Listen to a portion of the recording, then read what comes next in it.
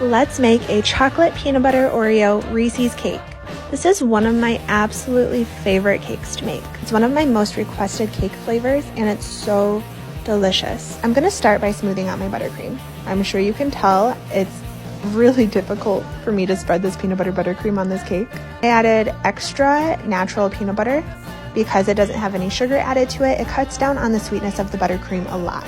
Because I added extra peanut butter, it was extra thick. You can fix this by adding a splash of heavy whipping cream and whipping up your buttercream again. Unfortunately, I ran out of heavy whipping cream, so I'm just gonna have to struggle through this really thick buttercream.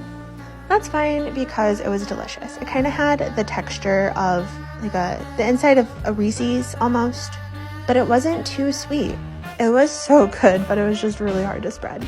If you're having trouble with spreading your buttercream and it's kind of pulling up the cake, creating crumbs, use a smaller spatula. The smaller spatula has less surface area, and so it's less friction and less pull on the frosting. I'm gonna use a comb on the side of the cakes just to make it a little bit prettier. Now we're gonna add some chopped up peanut butter Oreos to the bottom of the cake. I really like this look. I think it really helps with the whole aesthetic.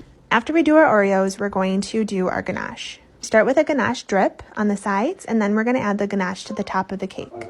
You have to make sure your ganache is not too warm, else it'll melt the buttercream when you spread it. And you also have to make sure your ganache is not too cold, else it won't spread on the cake at all. And it won't drip down the cake. It'll just be kind of globby and clumpy. I like to use the tip of my icing spatula to kind of make a swirl on the top of the cake. It makes it look nice, and it can also cover up any little imperfections that might be on the top of your cake. After we have our ganache the way we want, we're going to start with our border. This is the peanut butter buttercream that I used to ice the cake. We're going to do a peanut butter buttercream swirl, and then we're going to add a peanut butter Oreo.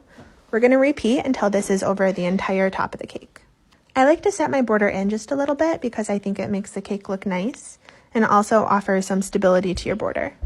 With the same buttercream, we're going to add a border to the bottom of the cake just to help finish the entire look. After the bottom border, we're going to add our garnishes. I used the chopped up Oreo and I also chopped up some Reese's. And this is the finished cake.